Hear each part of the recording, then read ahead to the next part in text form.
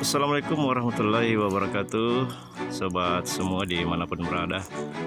Nah, kali ini kita akan mengerjakan kebocoran talang beton ya. Cuman satu posisi kamar saja di sini. Ya, jadi ini ketinggiannya di 3 lantai di bagian depan, bagian sini ya. Ini sudah puluhan tahun tidak dibenahi ya. Talang betonnya ini sudah parah. Jadi ada kebocoran di bagian dalam ruangan. Oke, kita langsung saja masuk. Oke teman-teman, kita sudah berada di atas talang beton ya. Jadi di sini talang betonnya lumayan panjang ya. Nah, ini dia. Jadi untuk mengetahui posisi kamarnya, kita ukur dulu dari ujung dinding bagian sana sampai ke ujung dinding kamar customer ya. Nah, di sini kamarnya juga diukur lebarnya berapa dengan memakai tanda seperti ini supaya radius pekerjaan kita tahu posisinya. Nah, ini dia lebarnya sekitar 6 meter lebih ya sampai ke sana. Tapi untuk pengerjaan talang beton sendiri itu jangan dikasih pas, tapi dilebihkan sedikit sekitar 40 cm karena air begitu pas di sini merembes masuk, itu bisa menyeberang kembali ke dalamnya. Nah, ini kasusnya talang betonnya sudah lama yang tidak dibenahi. Jadi dulunya itu dia kasih serat fiber ya, tapi sepertinya catnya cuma satu lapis. Jadi ini gampang terbuka ya, atau mungkin juga campuran air di catnya itu terlalu encer. Nah, sekarang caranya kita bersihkan talang betonnya dari lumut sama kotoran-kotoran. Terus kita cat nanti sampai 2 lapis ya, dari dinding, lantai. Nah, kebetulan posisi kamarnya sendiri ini ada masuk pembuangan air ya, pembuangan. Nah, pembuangan air ini kita tutup secara permanen karena ditakutkan ada kebocoran langsung ya di bagian pembuangan. Nanti kita tutup setelah dibersihkan ya. Kalau untuk keluarannya nanti dia menyeberang ke arah sana atau ke sisi sebelah kanan. Oke, kita langsung saja mulai pembersihannya dengan memakai sikat besi ya, dan juga alat sekop untuk angkut sampah-sampahnya, kotoran.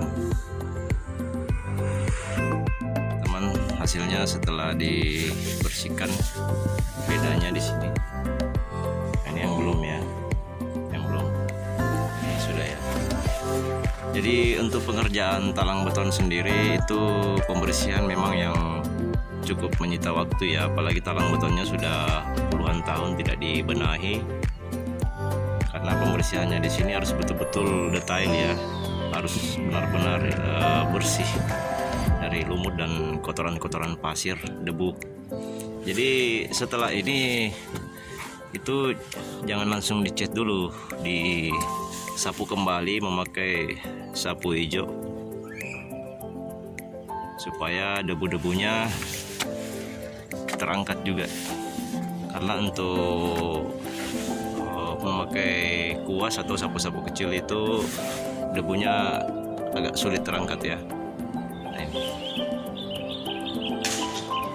Nah, di sini kebetulan pas membersihkan ada yang retak ya, bocor di bagian betonnya. Ini tinggal ditambal saja memakai acian. Nah, di sini jangan lupa sebelum diaci dibasahi dulu pakai air ya sedikit, jadi supaya semen aciannya itu lengket.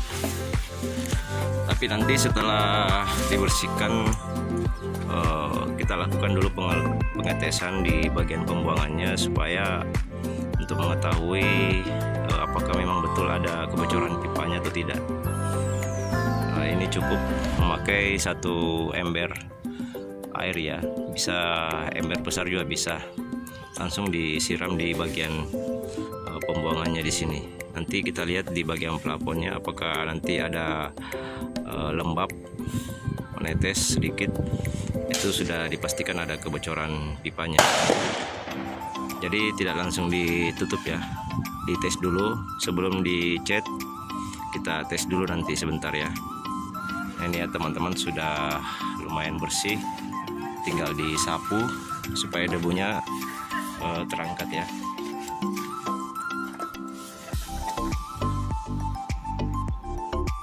Oke teman-teman, setelah dibersihkan sepanjang 6 meter lebih, tadi sudah dites juga di bagian saluran pembuangannya, dan tidak ada kelembapan di bagian plafon gipsum. Kalau plafon gipsum itu biasanya air merembes kurang lebih sekitar setengah jam kalau volumenya sedikit. Tapi kalau volumenya banyak ya kurang dari setengah jam sudah bisa kelihatan lembabnya atau tetesan airnya. Tapi tadi di sini tidak ada ya, jadi aman. Ini tidak perlu ditutup lagi ya.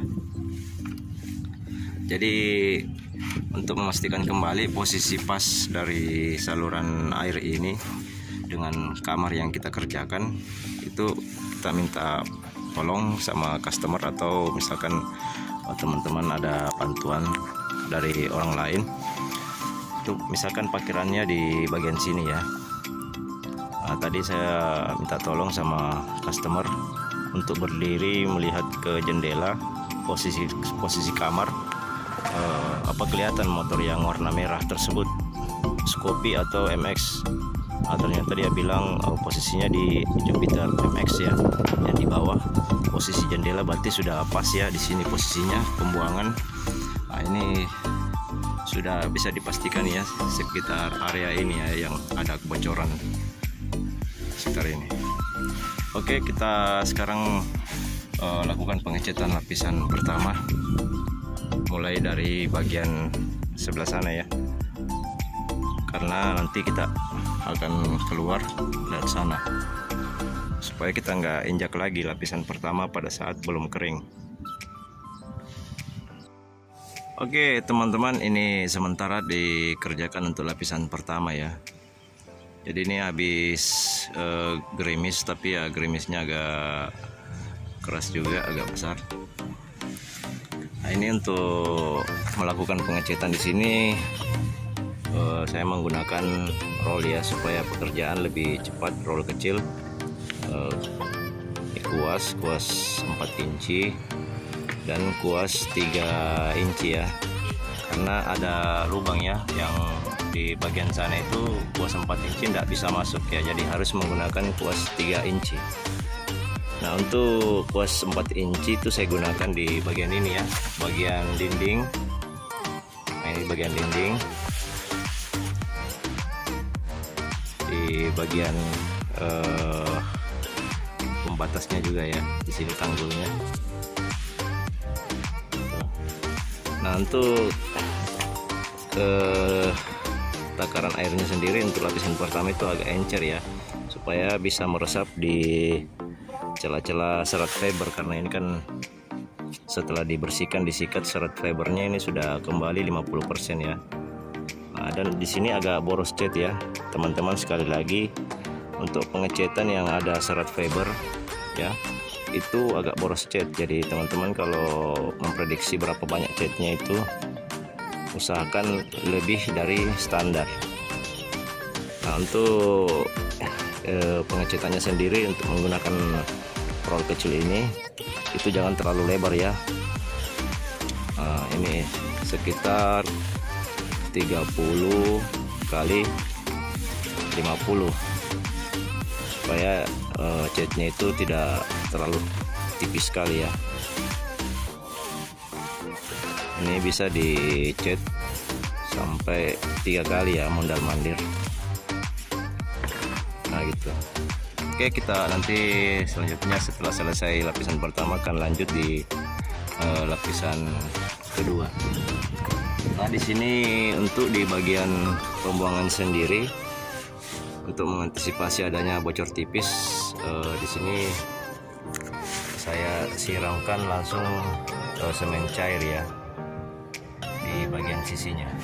Di sekelilingnya ini dituangkan semen cair, jangan terlalu banyak ya, kira-kira sekitar 2 gelas. Dan yang di bagian sini karena ada lubang penyeberangan air ya, ini agak rawan juga bocor. Kita kasih acian aja di sini. Nah, itu bisa dicampur untuk lebih padat pori-porinya, campur lemfox ya. Untuk lemfoxnya sendiri takarannya itu jangan terlalu banyak juga ya, bisa sekitar 4 sendok atau 5 sendok makan untuk takarannya, karena di sini cuma sedikit ya. Itu gunanya juga untuk mempercepat pengeringan acian. Nah, di sini agak padat ya, seperti acian di sini. Jadi encer dia supaya gampang dituang di sini. Soalnya penutupnya ini sudah susah dibuka ya, sudah tidak bisa dibuka. Jadi kita siram sekelilingnya ini sampai di bagian tengah untuk mencegah adanya kebocoran tipis. Nah ini ya teman-teman, setelah dilakukan pengecetan satu lapis,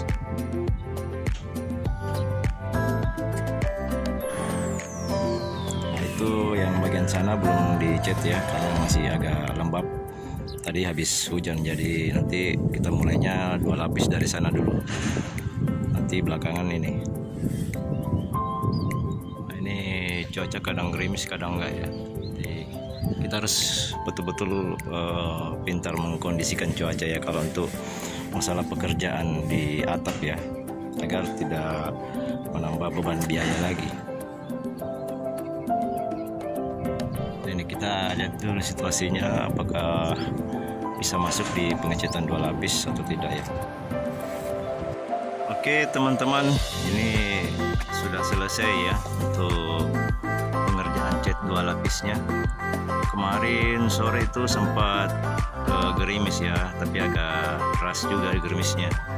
Jadi ini ada sebagian yang agak luntur, yang posisi di bagian sini.